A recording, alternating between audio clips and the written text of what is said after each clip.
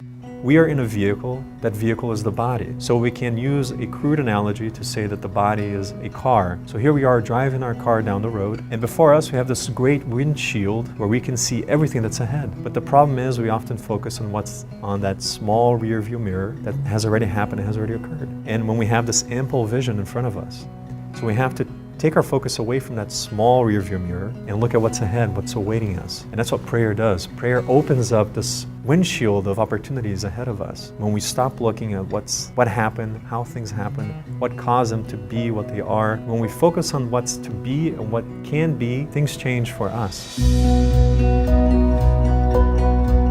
Prayer is what brings us back to the right path. We often deviate from the path that we're supposed to take because we allow the things of this life, of this world, to consume us, and we distract ourselves from our true mission here in this world because of that. And if we've deviated too far from that path that we should take, we have to really focus on what are we doing that may be taking us out of that right path, that righteous path that will lead us to that new horizon. We have to sit down and reflect.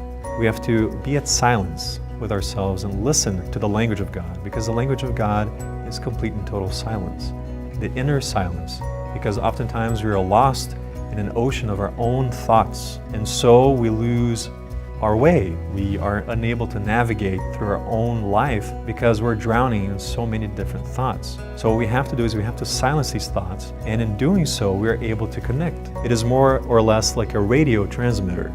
If we're able to tune into the right frequency, we will be able to receive that emission, that broadcast that comes from the one source, that one cosmic tower, which is the Father, our Father in heaven.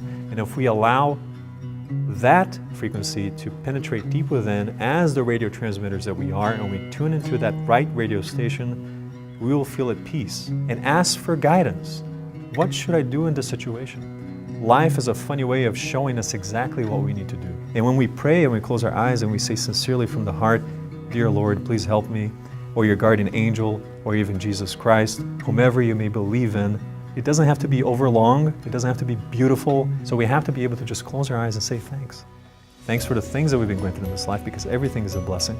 And again, the prayer has to be simple. Dear Lord, please help me in this moment of trouble. Guide me so I may make the right decisions and the right choices. Let me be able to allow me to pay attention and be able to listen to the guidance that's coming from you, the advice that's coming from you, because oftentimes in life, there are intermediaries whom we may call guardian angels. And those guardian angels can be even our own friends, family members, who somehow, as an intermediary of the Father, they give us and provide us the answer that we need, that we're looking for. They provide us the guidance that we need in order to make the right decision. So we have to have our hearts open and ready to receive these blessings, because if we're proud enough, or too proud, in thinking that we can control everything and do everything our own way, we're probably not going to succeed.